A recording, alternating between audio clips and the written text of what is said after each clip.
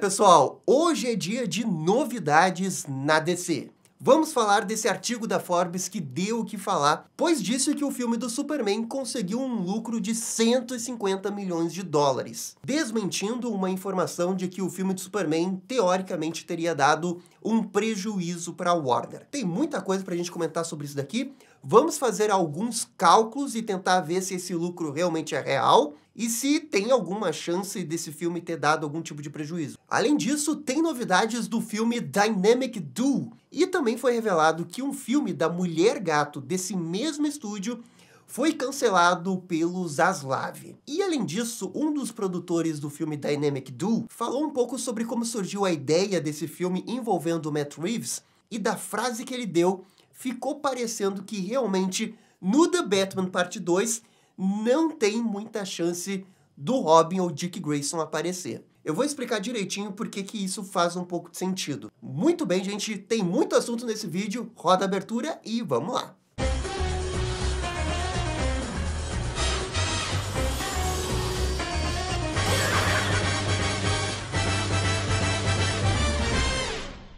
E um grande salve aqui para os novos membros do canal, Pedro Lucas, Davi Rez, Diogo, Vicky e Júnior Ramos. Valeu, gente, tamo junto, aqui está a lista completa do canal. E também seria muito legal contar com o apoio de você como membro aqui da Bate-Família. A gente tem algumas recompensas aí do grupo do WhatsApp, das lives exclusivas e também de sorteios todo mês. Se você está interessado, só clicar aqui no botão Seja Membro debaixo do vídeo do YouTube. Ok, vamos começar falando aí sobre a grande matéria da Forbes. E essa matéria, ela tem muito mais um tom opinativo, é quase como se fosse uma coluna, do que propriamente uma reportagem. Ainda assim, o jornalista que fez a matéria providencia algumas informações que vieram da Warner. No primeiro parágrafo aqui, ele começa dando uma contextualização, porque nas últimas semanas surgiram alguns portais, alguns sites não tão grandes assim, reportando que o filme do Superman deu um prejuízo. Mas o jornalista da Forbes argumenta que tudo isso é uma espécie de narrativa que tem se criado por conta de toda essa história envolvendo a compra da Warner. Porque como pode mudar o comando da Warner, vai chegar essa outra galera e esse pessoal iria supostamente ler matérias online, fãs descontentes com o suposto fracasso do Superman, e pensaria em trocar a equipe criativa ali do DCU. E para argumentar que tudo isso é mentira, o jornalista coloca alguns números bem importantes envolvendo o filme de Superman. Superman de Gunn é o filme de super-heróis mais popular de 2025. Isso é fato, não tem como questionar, foi o filme que mais deu dinheiro esse ano. E redefiniu o interesse do público na DC, com um resultado de bilheteria pelo menos 40% ou mais do que qualquer um dos 9 filmes anteriores do DCEU. E eu fui verificar se essa informação é verdadeira, e de fato ela é. Esse 40% ele tá comparando com a bilheteria do Aquaman Reino Perdido, que de fato foi a melhor bilheteria dos últimos 9 filmes do DCEU, que fez 440 milhões de dólares. Então, de fato, Superman fez 40% mais do que todos os últimos filmes do DCU. E isso comparando com o filme que mais deu. Porque se você comparar com Aves de Rapina, Esquadrão Suicida, Mulher Maravilha 84, Flash, vai dar muito mais. Essa daqui, eu acho que é uma informação bem relevante e já é um argumento bem forte para dizer que o filme de Superman não é um fracasso. O jornalista lembra que também, nesse ano, teve vários filmes da Marvel e nenhum conseguiu tanta bilheteria quanto o Superman. Ou seja, o Superman venceu Thunderbolts e Quarteto Fantástico. No parágrafo seguinte, a matéria fala sobre a aclamação que o filme do Superman teve, tanto com crítica quanto com público. A matéria não diz especificamente qual métrica que ele está usando, mas qualquer métrica que a gente pegue online é bem positiva para o Superman. Tanto Rotten Tomatoes, Letterboxd, o Audience Score do Rotten Tomatoes. A avaliação mais negativa do Superman que a gente tem online, eu acho que é a do IMDb, que tem ali 7.1. O único ponto aqui que eu discordo dessa matéria é que eu não vi essa aclamação universal do filme do Superman. Eu vi pessoas que julgaram que o filme é bom, mas que não foi, assim, extraordinário. Porque essas métricas, especialmente a métrica do Rotten Tomatoes, ela é um tanto quanto mentirosa. Porque ele pode aparecer lá 90%, E não quer dizer que o filme tem média de nota 9. Ele pode ter um monte de nota 6, que quando você soma as avaliações positivas, dá 90%. Então é totalmente possível você ter um filme mediano com 90% de aprovação no Rotten Tomatoes. É só que o filme é positivo, não que ele é extraordinário. E eu acho que quando você diz assim, a aclamação universal, você meio que deixa nas entrelinhas que é como se fosse o suprassumo. Superman não foi o suprassumo. E eu acho que até os fãs concordam com isso. Foi um filme bom, para algumas pessoas foi um filme ótimo, mas não foi excelente. Não chega aos pés, por exemplo, do Sinners. Na minha opinião, esse sim é um filme com aclamação universal, porque ele está entre os melhores filmes do ano. Só quero fazer essa distinção aí porque eu não concordo com esse adjetivo aclamação universal. E bem, aqui a gente chega no ponto mais importante da matéria, na minha opinião. A matéria diz assim, ó, o filme terá gerado significativamente mais de 100 milhões de dólares em lucros e se aproximando de 150 milhões globalmente, quando tudo está dito e feito esse ano. Aí ele continua dizendo, não é um fracasso, não teve um desempenho inferior, foi amplamente amado pelo público, pelos fãs. E, consequentemente, isso não é um flop. E isso é inquestionável também, na minha opinião. Como é que você vai dizer que um filme que conseguiu 100 milhões de lucro, tem avaliações positivas no Rotten Tomatoes, os fãs também gostaram, boa avaliação no Letterboxd e tudo mais, como é que você vai dizer que esse filme flopou? Concordo com essa afirmação que, com toda certeza, o filme do Superman não flopou, ou melhor, não é considerado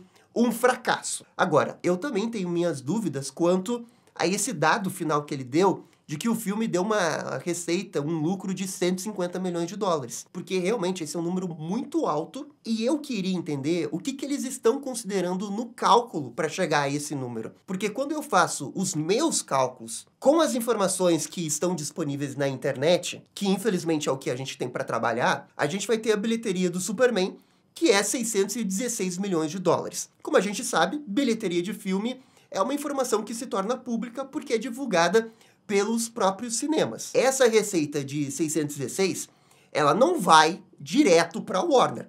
Ela é dividida com as redes de cinema. Óbvio, os cinemas também têm que ganhar dinheiro com isso. O quanto que vai para o estúdio e o quanto que vai para a rede de cinema depende do país. O que a gente sabe é que no mercado internacional, os estúdios ficam com um pouco menos. E no mercado dos Estados Unidos, eles ficam com um pouco mais. Eu fiz o cálculo aqui no Excel considerando essas variáveis. E o número que eu cheguei é que o filme de Superman pode ter tido uma receita de 300 milhões, tanto para mais quanto para menos. Pode ser 290, 280 ou 310, 320. A informação que a gente tem é que o filme do Superman teve um budget de 225 milhões. Só que o James Gunn também revelou que eles não gastaram tudo. Então vamos supor que o budget real tenha sido 200 milhões. Até aí, o filme do Superman tá com lucro, tranquilo, sobra até uns 100 e poucos milhões. Depois, a gente tem que considerar o custo de marketing, que para um filme do tamanho do Superman, se gasta pelo menos 100 milhões de dólares.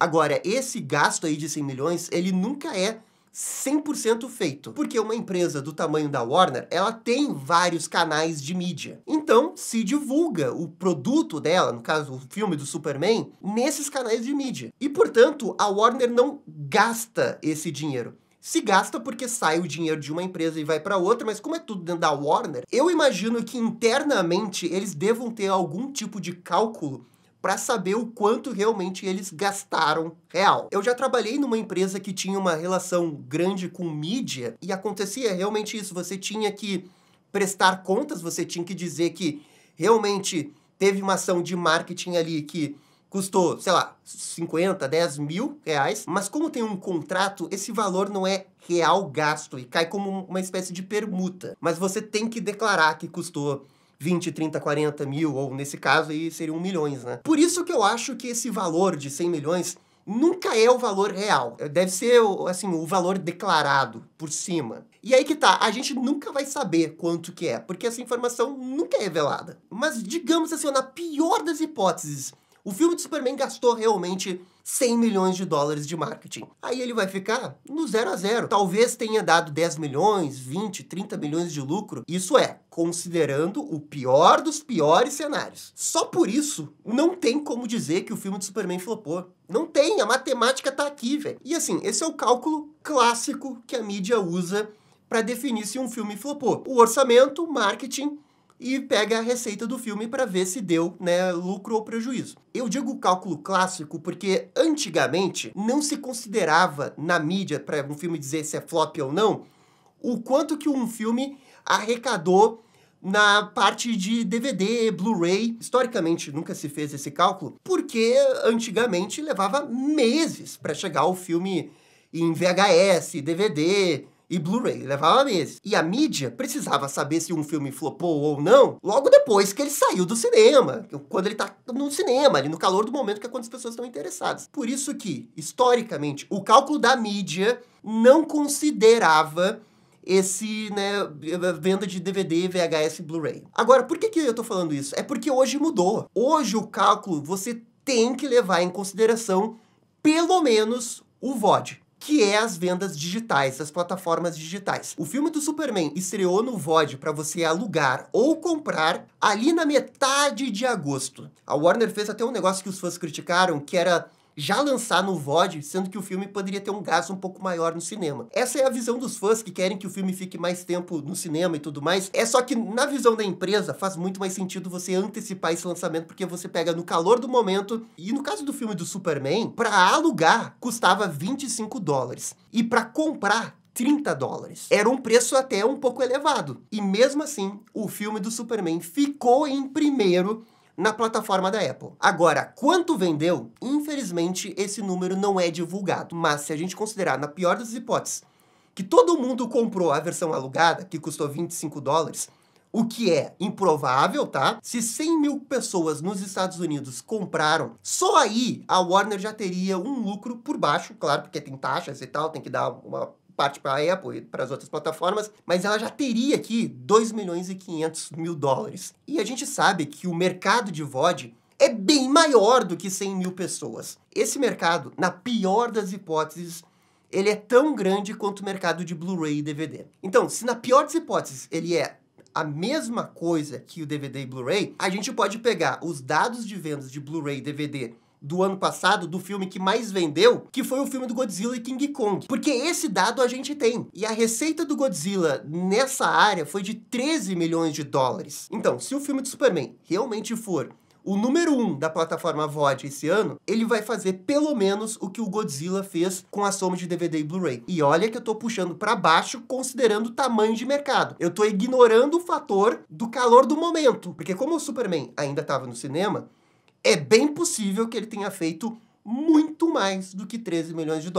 E esse, na pior das hipóteses, 13 milhões, é o mercado dos Estados Unidos. Tem América Latina, tem Europa, tem Ásia. Essa receita do VOD deve ter sido bem maior do internacional. Talvez você possa até duplicar ela, considerando o resto do mundo. É bem possível. Outro ponto importante, é bem provável que para eles fazerem esse cálculo aí, do filme ter dado 100 milhões de lucro, 150 global, eles estejam contando venda de DVD e Blu-ray. E aí, nesse caso, né, vamos supor que o filme do Superman vai vender tanto quanto o filme do Godzilla, porque são filmes na mesma grandeza, assim, em termos de popularidade. Aí você poderia contar mais 13 do mercado dos Estados Unidos e talvez um pouco menos do resto do mundo, mas com certeza uma receita expressiva. Então, o que eu quero dizer é que sim, o filme do Superman, ele é considerado um sucesso dentro da Warner. A gente tá pegando os piores números possíveis e tá dando lucro. Agora, existem vários pontos. Talvez a Warner esperasse que o filme do Superman tivesse uma performance melhor no cinema. Talvez ela esperasse. Mas a gente tem que ver o contexto. Tá difícil pra Marvel também. A Marvel fez 500 com o Quarteto. Isso muda a avaliação, com certeza. Porque aí tem a demanda do mercado. Você pode querer 1 bilhão, mas a realidade, né, é outra. Outra coisa que você pode argumentar, que tem que considerar apenas os números do cinema. Beleza? Eu tô fazendo os cálculos aqui e tá dando 0 a 0. Talvez um pouco de lucro, talvez um pouco de prejuízo. Bem provável que não seja um lucro extraordinário, como também, com certeza, não é um prejuízo extraordinário. O fato é que, se no passado a gente levava em consideração o cálculo clássico de flop que era feito pela mídia, hoje a gente não pode levar mais, porque o fator do VOD é muito forte. E como a gente não tem esses valores reais, não dá para realmente saber o quanto que é assertivo você lançar o filme do Superman 1 mês depois no VOD, porque esse número pode ser muito grande. Ele pode ser de 10 milhões, pode ser de 20, 30, até 50. Então não adianta querer ver só o cálculo clássico do cinema, porque os estúdios não estão levando isso em consideração. Hoje o VOD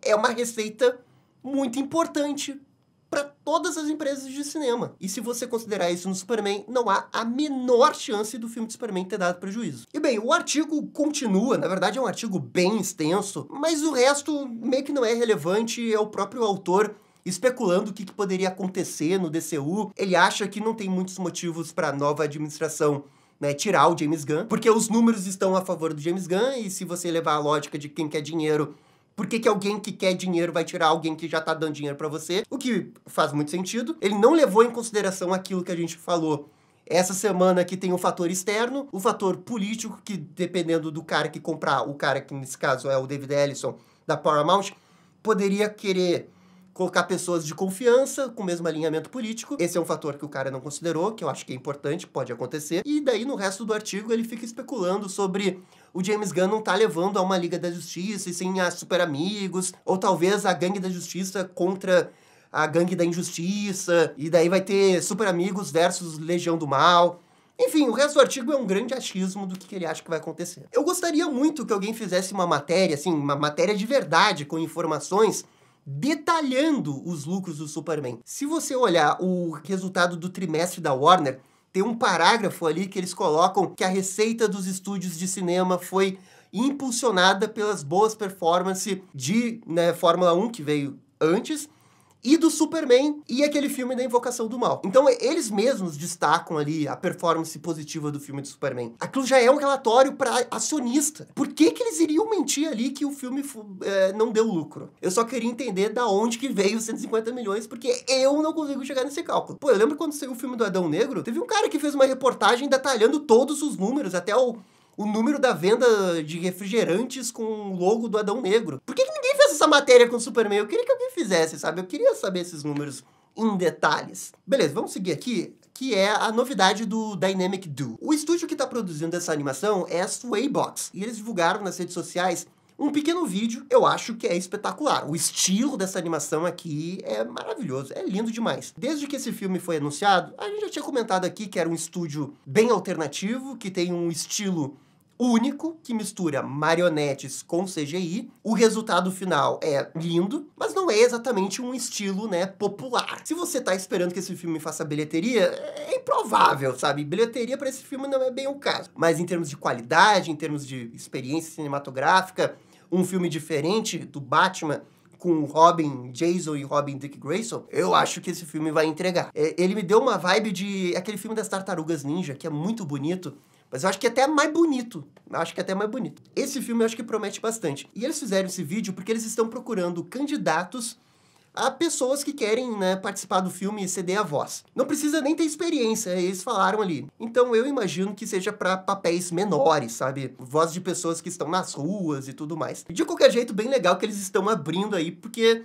qualquer pessoa pode participar aí de um filme do Batman. Isso é bem maneiro. Agora, uma outra coisa importante que a gente precisa falar aqui envolve o diretor Arthur Mintz. Ele deu uma entrevista e ele comentou alguns pontos bem importantes que a gente não sabia. Primeiro ponto, ele revelou que antes desse filme do Dynamic Duo, eles estavam desenvolvendo um filme da Mulher Gato. Só que esse filme acabou sendo cancelado pelo Zaslav. Vocês lembram, né? Naquela época que o Zaslav estava cancelando tudo que era animação. Todo mundo que trabalha nas animações ficou com ódio eterno do Zaslav. Então aí um filme da Mulher Gato cancelado que a gente nunca vai ver. Agora, ele também falou uma outra frase que eu acho muito importante, e aí envolve o The Batman. Porque como algumas pessoas sabem, esse filme do Dynamic Duo, ele é produzido pelo Matt Reeves. E foi o Matt Reeves quem apresentou a ideia pro Zaslav. E como era o Matt Reeves, né, o Zaslav, né, disse sim tudo pro Matt Reeves, ele aprovou a ideia. Mas prestem atenção como que o Arthur Mintz descreveu tudo isso. O Matt Reeves sempre quis fazer uma história sobre o Robin e achou que esse seria o formato ideal para isso. Então, vocês estão entendendo a frase do jeito que eu tô entendendo? O Matt Reeves